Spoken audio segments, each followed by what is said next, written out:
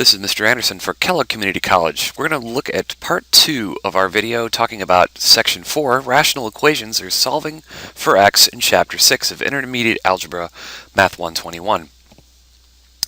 The easiest way to solve for x in these problems is to clear the denominator. We also should look for the danger numbers, and we can do so at the beginning or the end of the problem. And for problem number 9, I'm going to do so at the beginning. Are there numbers I can plug in for x that would give me a 0 in the denominator, which would be, of course, impossible. So in this first expression, if I plug in -1, that would give me a 0 in the denominator. If I plug a 0 in, that would give me a 0 in the denominator for the middle expression. And this is factored to x and x plus 1. So these are our excluded answers. Now, when we go and look to clear the denominator, we're going to multiply by the LCD. So every single fraction here gets multiplied by x, x plus 1, x, and x plus 1, and finally for this last one, x and x plus 1. Now, when you have something over itself in a fraction, it simplifies out. X and x would make x squared. The x and x would simplify out here, and 5 would be multiplied by x plus 1, so this is 5x plus 5. And then over here, the x and the x plus 1, those are all simplified, leaving me with just 1. To solve a problem that has an x in it and also an x squared, you would have to move everything over and set the equation equal to 0. So here I have x squared plus 5x, and I subtract 1. That's going to give me a 4. Now this is factorable and set equal to 0. So the two numbers that multiply to make 4 and add to make 5 is 4 and 1. I set both of these equal to 0. X plus 4 is equal to 0 and x plus 1 is equal to 0. And so my two answers are x equals -4 and an answer of x equals -1. Now, what's interesting to point out is that since the beginning of the problem we had found our danger number, and one of our danger numbers was the actual -1. So we're going to cross that out and keep this one as our only answer. X is -4. That's the only number that would satisfy this equation without giving me 0 in the denominator. In problem 10, what we are going to do is look for a common denominator. This is a little hint to you. Since you have x plus 2 and x minus 2, this expression here would be great if it was x squared minus 4 instead of 4 minus x squared. Well, we can fix that by factoring out a -1. By factoring out a -1, I can put that in the numerator or the denominator, and that will clear this as x squared minus 4. Which means that my danger number here, these are where x's x cannot be equal to the -2 and +2, because that's x plus 4x minus 4. And now what we're going to do is we're going to take that x plus 4x minus 4, or sorry, x plus 2x minus 2, writing to be a little bit on the quick side here, x squared minus 4, and we're going to multiply each of these by that. Now if I simplify x squared minus 4 with x minus 2, then I'm left in the numerator with x minus 2. So my x plus 3 is multiplied by x minus 2, which I will write here in a problem that we'll have to FOIL. Then we have plus -1 times x, but the x squared minus 4's get simplified, so that's the only thing left from the middle fraction. Now if I have x minus 2 on the bottom and x squared minus 4 on the top, this is x plus 2, x minus 2. And what is going to happen here is the x minus 2's are going to simplify, so I have the numerator, I have the x multiplied by x plus 2. Now we have to do some FOIL, and we also have to do some simplification to see what we have left when we're done. So if I take the x and multiply by x, I get x squared. X times -2 is -2x, 3x, and then -6 minus 1x, or just minus x, is equal to x squared plus 2x. Let's keep up the simplification here on the left-hand side. So we've got x squared minus 2 plus 3 is 1. And then minus x, well, that goes away. 1 is gone. So now I have, or that 1x is gone, so 6 is all that's left, because this gives me negative 3x and positive 3x. So these all simplify. Now over here I've got x squared plus 2x. If I want to get my x squareds together, I'm just going to move the x squareds to the other side like so. And now I have negative 6, since these both simplify, is equal to 2x. Dividing both sides by 2, x is equal to negative 3. And you can see that negative 3 isn't one of our danger numbers. Only negative 2 and 2 are danger numbers. So therefore, we're good to go. Alright, the last one of these types, problem 11, I'm going to move this so I have some room, is going to basically look for our common denominator again. And like in the last problem, our common denominator is going to be x plus 2, x minus 2, or x squared minus 4. Note that I do have to switch this around order-wise, so I'll put a negative 1 here that I will distribute among this when I'm ready to do my factoring. Now to simplify, I'm going to multiply this one needs, well, if I just do x squared minus 4 on each of these here, there's going to be this simplified, but this is going to leave an x plus, or an x minus 2 in the numerator. X minus 2. So I will have to FOIL this. This here, I'm going to have all of this in this simplify, so that just leaves me with 20. Now here's the little tricky part here. I'm going to have a negative 1 multiplied by, here I have x plus 2, x minus 2, simplifying with the x minus 2. That is going to be x plus 2 then, left with my 2x plus 1. It also goes to show you that we still have our two danger numbers of 2 and negative 2. So let's go and see how this works out. Now we're going to look at the left-hand side here and do some FOIL. 1 times x is x, 1 times negative 2 is negative 2. Negative 2x and x makes negative 2x squared, and negative 2x and 2 makes positive 4x plus 20 is equal to.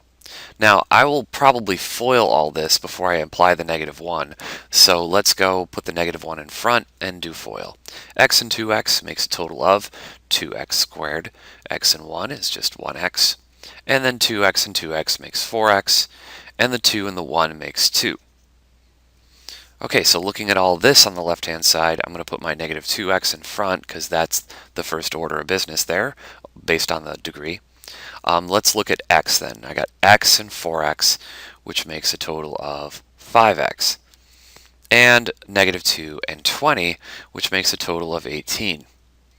And that's equal to, let me simplify this and then take the negative of that. That way it kind of like encapsulates two steps at once.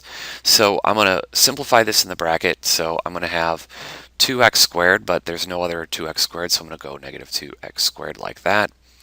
Then let's see, 4x and 4x, 4x and x, that's going to make a, let's see here, that's going to be a 5x, so that's going to be a negative 5x here. And then I'm going to have a negative, let's see, just the 2 is the only thing that's left here. So with the 2, the only thing that's left, I'm going to make that opposite. So that makes it a negative 2. Alright, it looks like it's time to start putting things together here. So what I'm going to do is I'm going to move the 2x squared to the other side. But in doing so, you'll notice that they will just simplify out. So now I have 5x plus 18 equals negative 2, or sorry, negative 5x, negative 5x minus 2. Forgot about that negative 5x there. So I'm going to add the 5x to both sides, and that gives me 10x plus 18 is equal to negative 2. And then I'm going to subtract the 18 from both sides, so now I've got 10x is equal to negative 20. Divide both sides by 10, x is equal to negative 2. And there's our answer. But you'll notice that that was one of our danger numbers in the beginning of the problem. If I plug actually negative 2 into this, you'll see that this will give me a division of 0 error. So when this is our only answer, and it gets crossed out because that was our danger number, then we have no solutions. There are no solutions to this problem at all. Our final two problems of the worksheet are really just different ways of expressing the same idea of solving for x. So in this problem it says find all values of a for which f of a is an indicated value. So it looks like if I plug in a, I will get 1/5. So I'm really trying to find a value for a where that will be the case. So what I have to do is go x minus 3 over x plus 2 is equal to 1/5. Now clearing the denominator again is still my important law, and I know some of you would like to cross multiply, but I'm just going to show you why multiplying by the lowest common denominator, in this case 5 times x plus 2, really shows you the cross multiplication. Because we're going to simplify what they have in common, so you can actually see that the left side here became 5 times x minus 3, and the right side here became x plus 2. 5x minus 15 equals x plus 2. Move the x over, 4x, and at the same time move the 15 over, 17. X is equal to 17 over 4, which is good because our danger number was -2 from the original problem, so this is our answer. And for problem number 13, it's pretty much the same thing like we just did in 12. You just have to figure out when f of a is equal to g of a, but here's f and here's g, so what we're going to do is just set these equations equal to each other and solve like we did in the previous couple problems. Now what makes this problem so much more burly though is because of its incredibly complex denominator. Because you can see that over here this x squared plus 4x plus 3, its two terms are going to be x plus 3 and x plus 1. That's how you make a 3 when you multiply and a 4 when you add. Now let's look at this one over here. I've got x plus 2 over x plus 3x minus 3. And I'm going to have x minus 1 over, now in this case, we're going to have x minus 3 and x plus 1. Now my method of clearing the denominator means we need to multiply by the lowest common denominator. So let's see, what would our lowest common denominator be of this problem? Here I have x plus 3, x plus 1, so I need to have x plus 3, x plus 1 in my common denominator. This one has an x plus 3, check, and an x minus 3, so we need that. And then here we need an x minus 3, which we have over here, and an x plus 1. So what this means is that every single numerator in this problem needs to be multiplied by this trio of denominators, which is the lowest common denominator. But what that will do, and this is maybe if you would like to write all three out above, you can.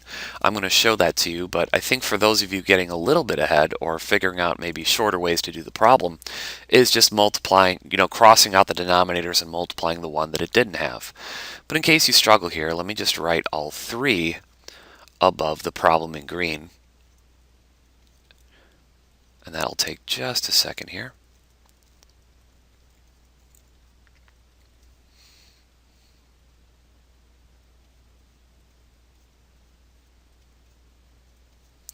And then what we're going to have is some simplification.